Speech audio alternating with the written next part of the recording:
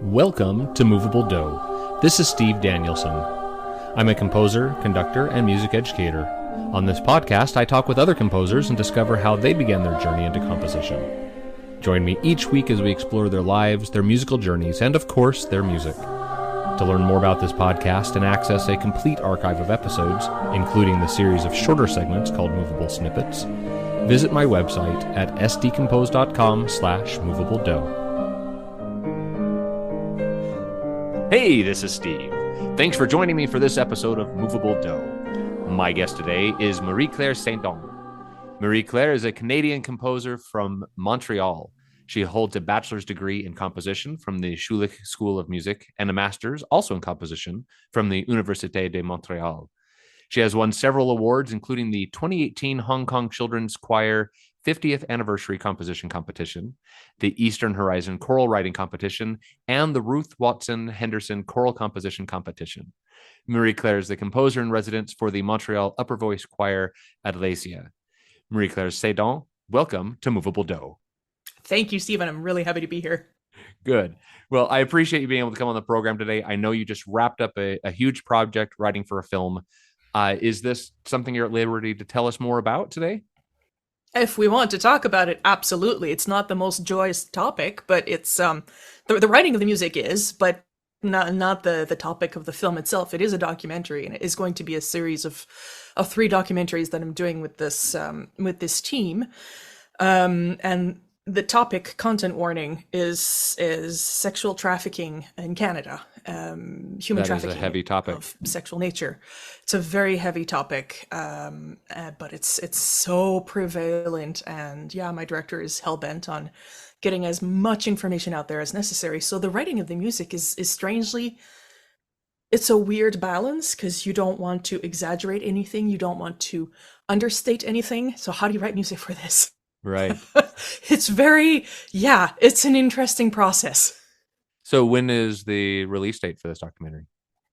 The first one that we're doing right now is called Trafficked Voices. And we're having a first screening in Toronto on November 2nd.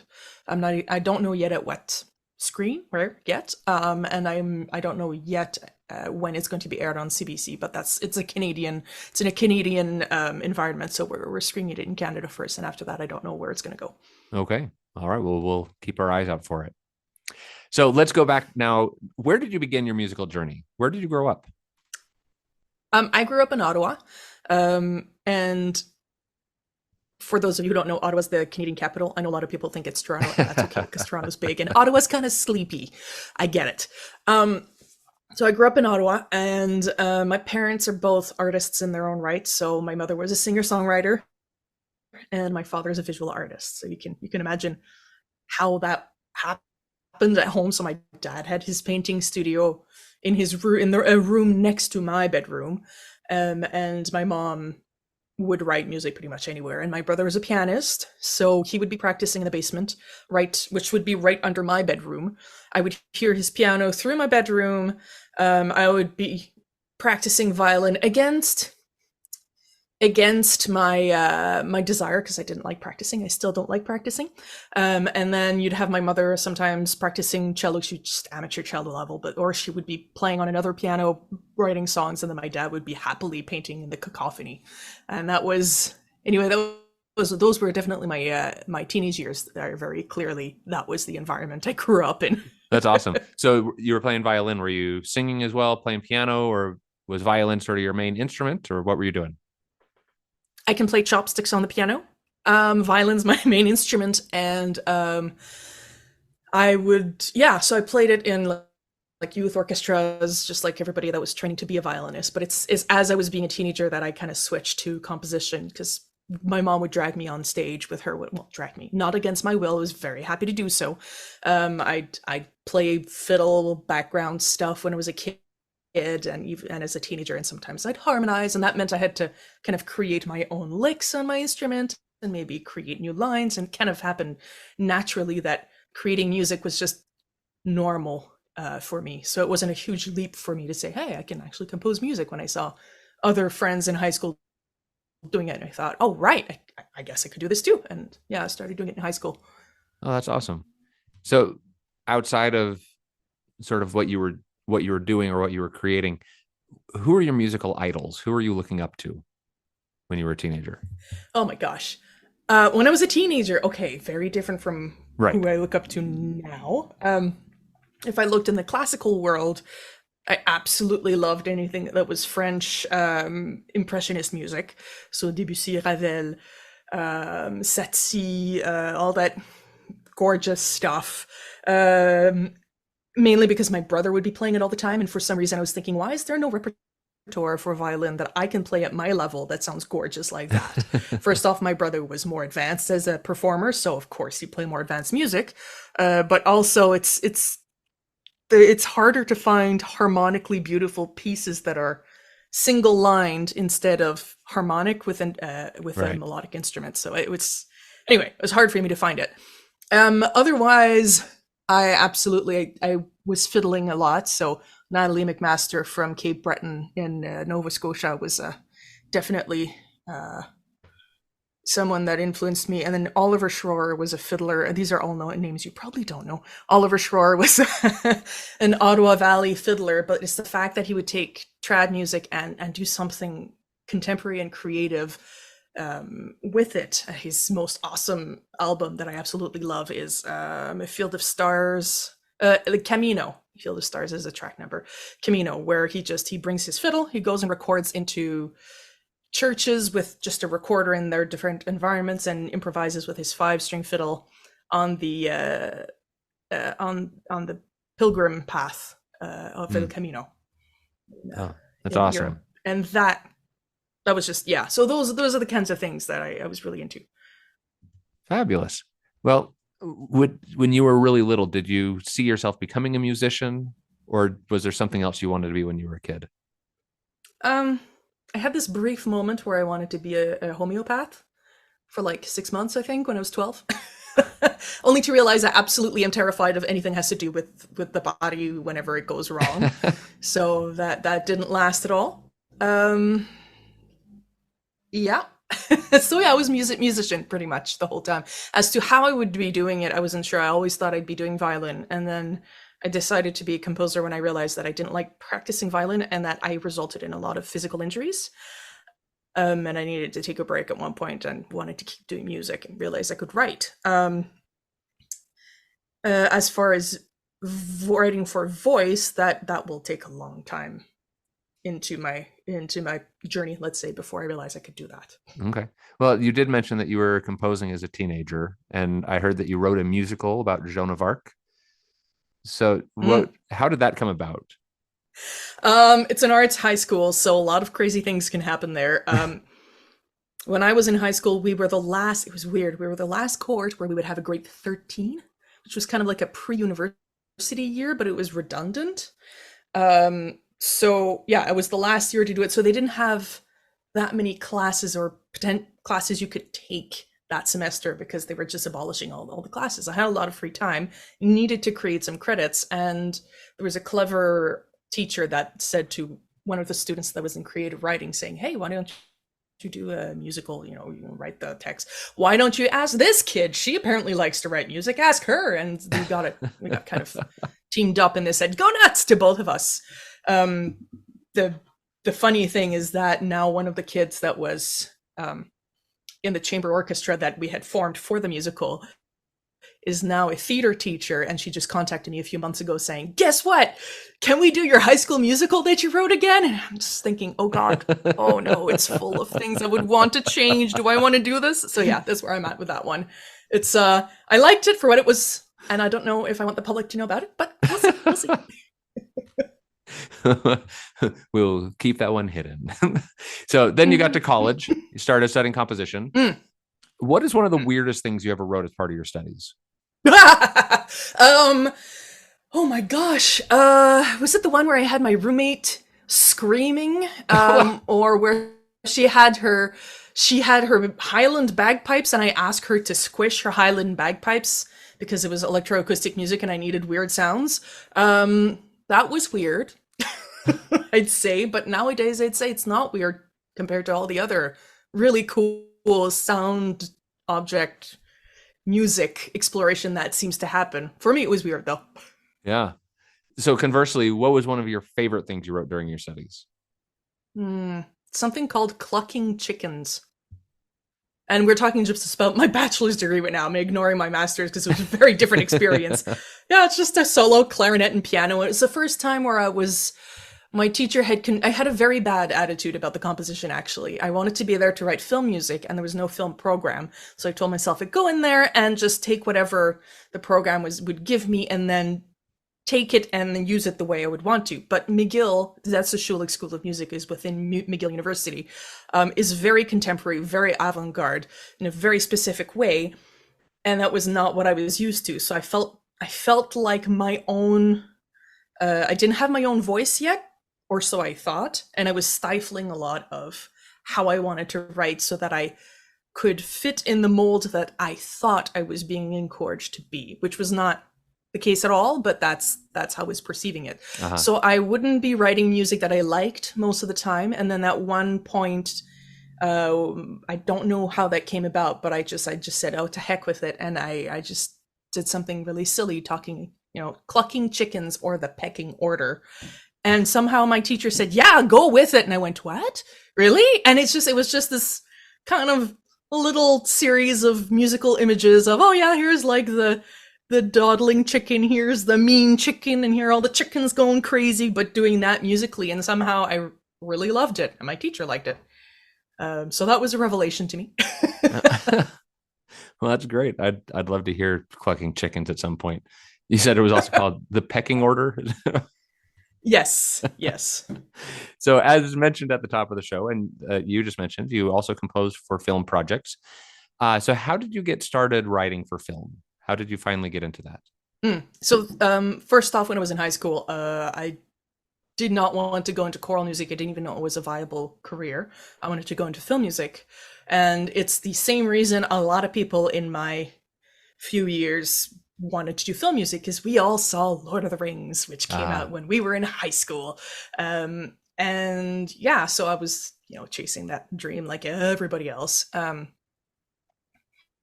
And with a lot of reflection, upon reflection, it's definitely more about the collaboration that I was looking for that. But I didn't know back then, but I loved the production itself. So I thought I wanted to do a big fantasy film, but really what I wanted was the implied camaraderie that you would see in the making ofs of those films. They put so much making of in the back, and I hadn't realized that what I saw was the whole teamwork and creative back and forth that was going with a project that when you're part of, as opposed to being a composer where you're alone all the time and writing your own music yourself that you generate. I had this kind of false dichotomy too in my head that working in a film, you're in a team, and working as a composer alone, you're not in a team, where there are all kinds of ways you can work. But anyway, that's something else. So, my master's degree, there was one class at McGill University that did film music. Jumped into that when I got the chance, and then the teacher there created a master's degree at Université de Montréal for audiovisual music production. So I jumped into that. And that's how I did my master's. It took me a while to find clients, because it was such a new program, and it was someone who was, the director was someone who was used to being part of the studio system, whereas nowadays most people aren't necessarily part of studios. You have to create your own network. You have to find your own people to work with, and I had no tools on how to do that. We were a little left on our own, with our own devices for that. So I ended up joining the choir and singing for fun, because I wasn't doing much film wise. I had just one client who was doing I was doing a lot of business corporate videos with them. And then the next thing I knew, I was writing music for choir, because the director was like, hey, you write music. You're writing our next Christmas tune. You are now going to go to this crazy piece for narrator and dancer and whatever. That's where I ended up developing my voice a lot for choir. Oh, that's awesome. And then it's only after the whole getting back into film is a whole different weird random series of events that got me back into film. So I'm not going to get into that one. Let's just say there's a lot of just coincidences. It was hilarious. Anyway, yeah. So when you sit down to work on a film, like as you're watching, are you trying to sing through new themes? Are you at a piano? Like, what's sort of your beginning process as you're starting? Mm. I have a very collaborative director. So we sit down, we do a spotting session, which means we watch the film at least once. And we just, and when I say watch the film, I mean, it's not even close to being picture lock, which means scenes can change, scenes can be added, length of scenes can drastically change. So I can't write anything that's solid yet. No strong melodies, no hits to images unless it's very, very obvious there's a specific movement that we're going to keep for the whole film. So we sit down and we actually talk about the scene. We talk about, okay, what's music is there for the emotion more than anything. Music takes care of the emotion of the film. How do we want to treat this emotion? Do we want to make people feel a certain way, or do we want people to realize the person that's talking is feeling a certain way? So we're trying to differentiate those two things first. It's very it's very analytical at first. So I get those types of parameters down, and then depending on how the scenes are filmed, do we want to take this little chunk, these 30 seconds, these 2 minutes, maybe not. And more than anything, we try to see if there are specific themes, not musical themes, but thematic, like topic themes that are recurring through the film. So in our current film, Traffic Voices, is that, so there's the commodity theme, let's say. So humans are being treated as commodity, that you can purchase, that you can buy, that are not human, that are dehumanized. Can we have some sort of theme for that? Where are we going to use it? What's this theme going to be? It's mostly texture based as opposed to melody based too. So what kind of texture, what kind of sound? We're not talking about traditional instruments, so I have to go through thousands of synth sounds to see what do I like, what kind of, or more importantly, what does the director like, and give her iterations of types of sounds we can use. And inevitably it comes down to her listening to it while looking at the image going yes or no. If it's a no, then I got to go back and try something else. If it's a yes, then I get to tweak it more and more and more and more. Awesome. Well, it's a great process, and I have never composed for film and hope to one day, but I don't know, it makes me nervous, but I love hearing you talk about it. I'm lucky to have a director that brings me in the project really early so we can have these discussions, because I'm otherwise very slow with the technology. I'm only on I just finished my second film with her, and before then I'd basically just done the short corporate video. So this is still fairly new to me too at the level I'm doing it. I know that for a lot of films, people need to be really fast. They have like 4 weeks. Right. And I'm really, really, really lucky that I have at least a year, usually, if not 6 months. It's great. All right, I got one more question for you before we take a break, and this is a random, non-music related question.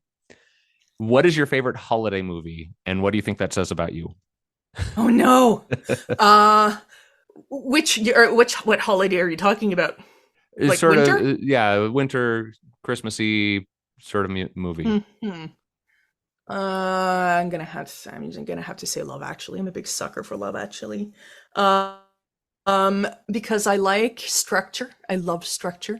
I love storytelling, and I love and of course, so it's the fact that every single storyline that's happening ends up all intertwined at the end together. I like that. Okay, excellent. Also, that I'm a big romantic and a big suck. So. All right, we're going to take a quick break, and when we come back, we'll listen to some of Marie Claire's compositions.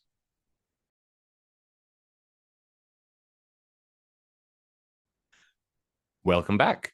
This is Steve Danielson. I'm talking today with Marie Claire Saindon. We're going to start today with Blinded by a Leafy Crown for a double SSA choir. So this song uses text from Sarah Teasdale. How did you go about using the text in your composition? So it was the year when lots of Teasdale became released to public domain.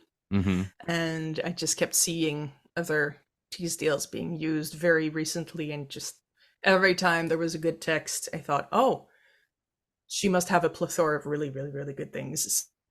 So when this was commissioned by Chœur Ecclésia, which is my choir here in Montreal, they tend to tell me, do whatever.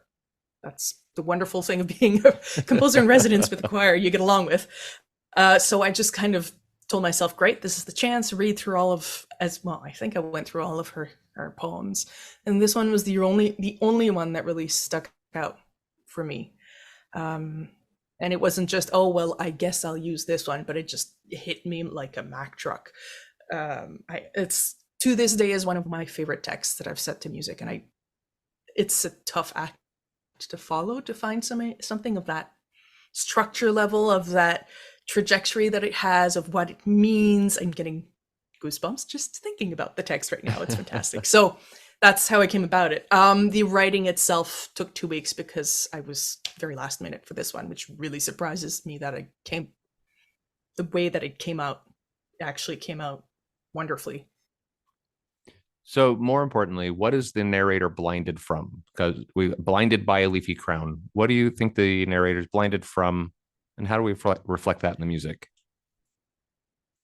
Yeah, so in the poem itself, the title of the poem is actually Leaves. So Sarah Teasdale compares in her first few lines in the poem that her faiths, so her beliefs, are what are what the leaves are a metaphor for. So one by one, like leaves from a tree, all my faiths have forsaken me, abandoned me. I can't remember but basically have left me, have abandoned me. So those leaves could be anything, and that I let the choristers, I let the director interpret it. People can take it as literal faith. If there's anybody that's ever been through a religious faith crisis, then you can see it as that. You can see it as false beliefs about yourself. You can see it as false beliefs about others. And the piece itself really is about you're being blinded by these beliefs. And I think they're supposed to be positive beliefs, but false positive beliefs, because she then says later on in the text, I'm paraphrasing, that the interlocuteur, oh boy, I'm very bilingual until I get to a fancy French word and don't know how to translate it. The person that's talking, the narrator, says, I used to love just being pretty and all that stuff, and just flitting around and during life. I'm totally massacring the poor poem right now. But these false beliefs of what this person should be drop at one point, and she was very comfortable in them. Yet once they drop, she can now see the sky above and feel the earth below. So it kind of opens up for something much more bigger, a much more awe-inspiring, beautiful world that she can now discover without all these leaves blinding her. That's fantastic. All right, we are going to now listen to Cor Adlesia perform Blinded by a Leafy Crown.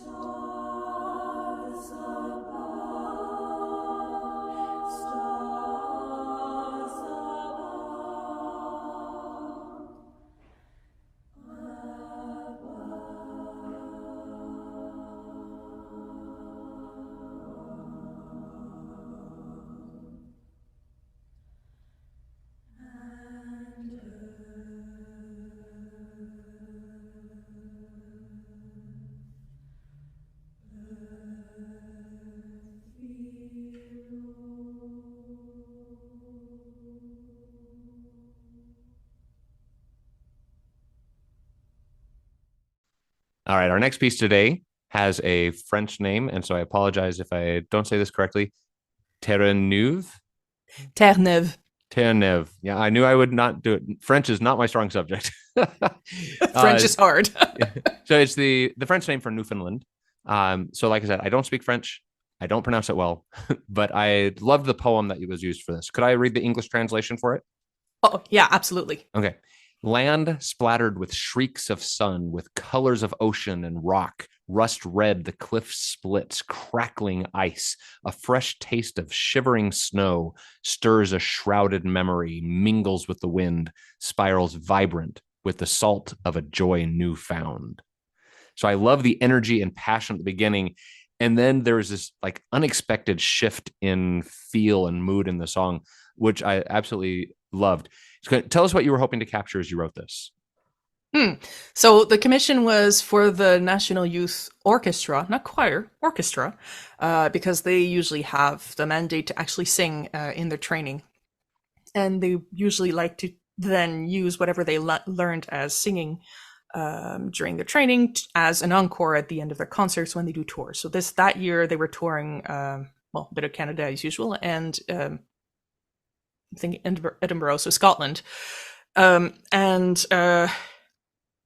the commissioner wanted something that was specifically just Canadian as you can get, and I didn't have time. It was a very short turnaround for that one too, and I didn't want to write my own text.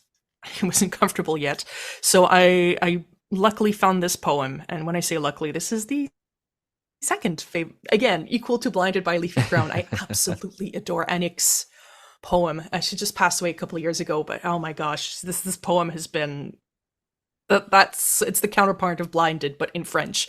So I use those two poems as like the standard of I want poems like this. So Terre-Neuve, I found described one particular region of Canada really, really well, Newfoundland, which for those who don't know, it's the easternmost tip of Canada, which is just like that big island looking chunk on the east. And it's very craggy. It's very rough in every type of element possible. Lots of wind, lots of ice, icebergs. It's a lovely, lovely piece of the part of the country. But what I liked about the poem is not only did it describe it very well, you don't have to know about Newfoundland. You don't even need to know it's talking about Newfoundland for the text to evoke something within you. And there are so many other things you can interpret in there. What, like at the end, there's a shrouded memory that comes out. Whose shrouded memory is it? What is it? And why is it cracking out of the iceberg now? What is it representing? Does it have to do with, and then this is where interpretation can come there once again. Do the choristers decide this is a personal thing? Do the choristers decide that this is about the First Nations voices that are coming back to own their land, that are now freed? Hopefully that will be wonderful. Things like that. And who knows? Okay. Well, we are going to listen to Terre-Neuve, performed here by the National Youth Orchestra of Canada.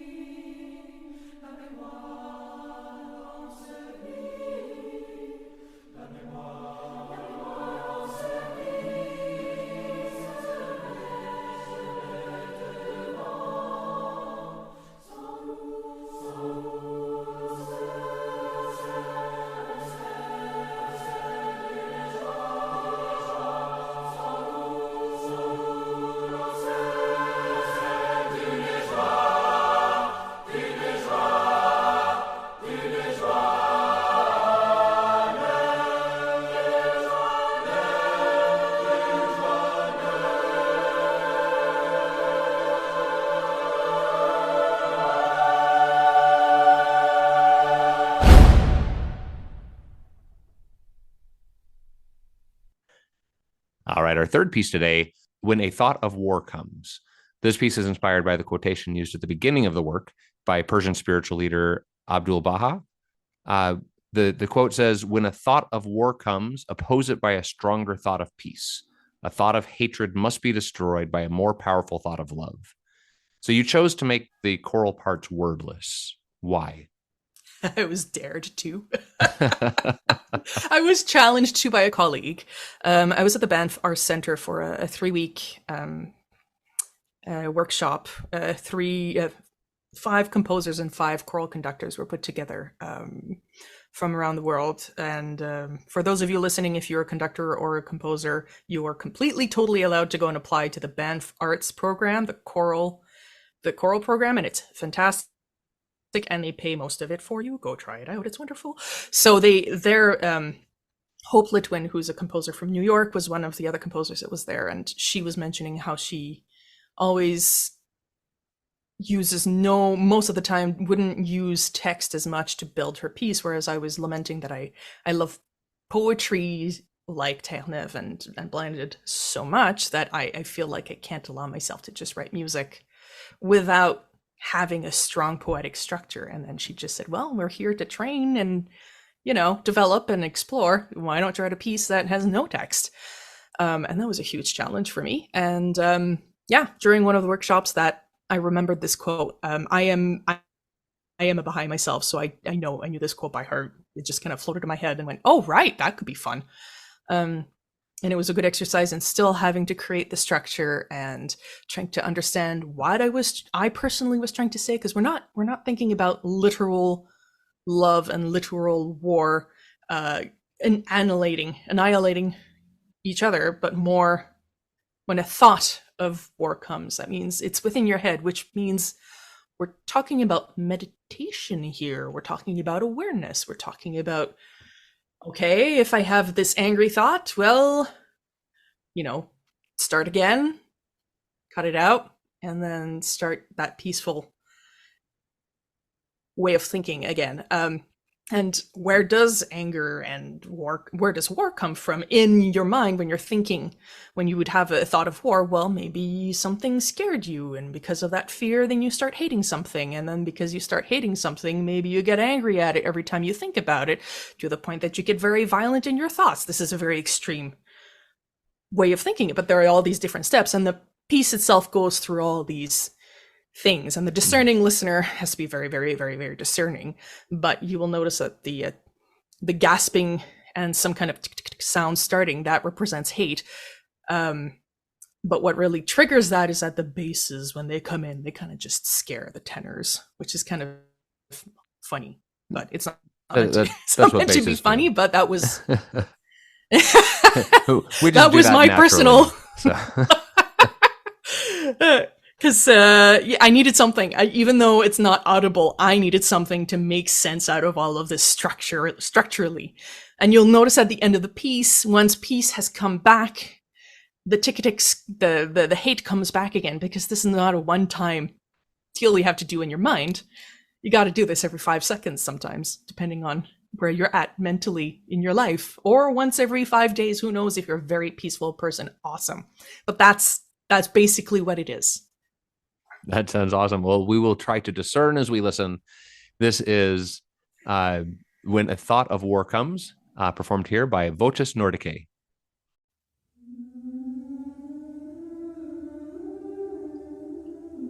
When a thought of war comes, oppose it by a stronger thought of peace. A thought of hatred must be destroyed by a more powerful thought of love.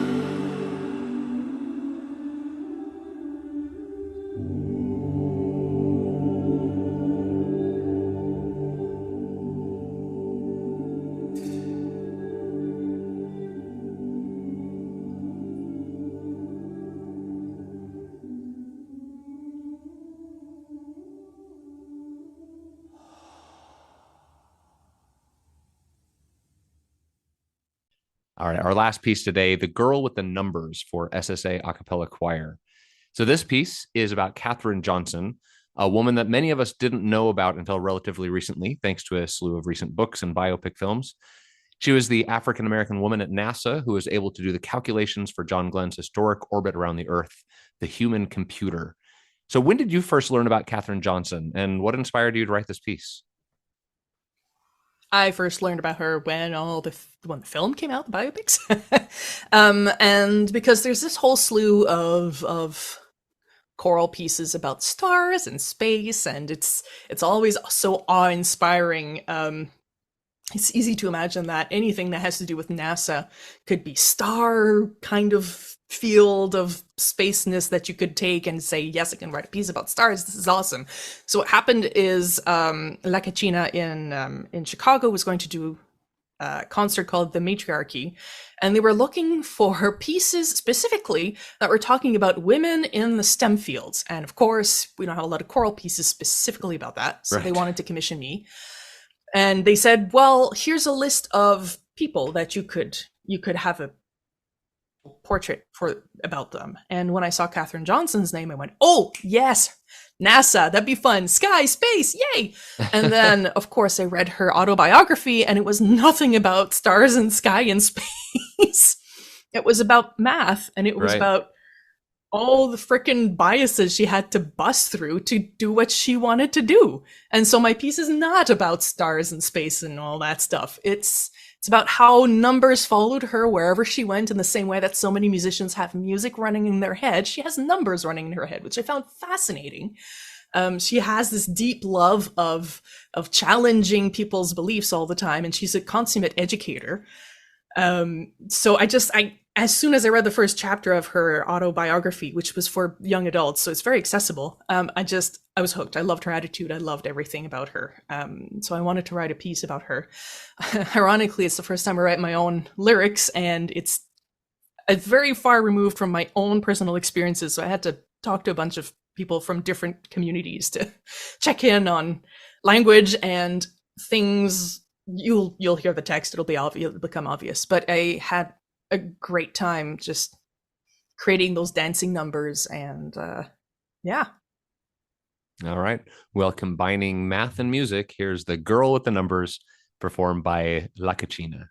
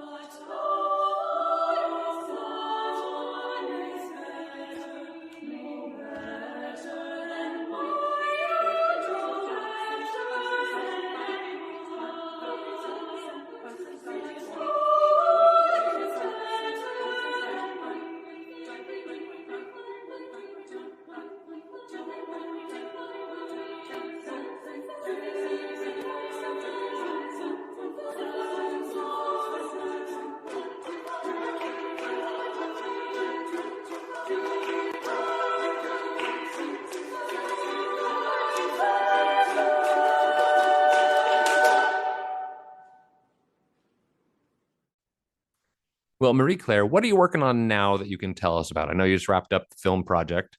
So what's sort of next on the horizon for you? So immediately I have two other pieces that I'm writing. One about um one that's a dedication to the mother of a chorister in a small ensemble in Ottawa who suddenly passed away last year, but this person was very much of a supporter of Franco-Ontarian artists, and I'm Franco-Ontarian. I'm French speaking, and I was born and raised in Ottawa, which is in the province of Ontario. We're a very small French speaking community, but it's very active.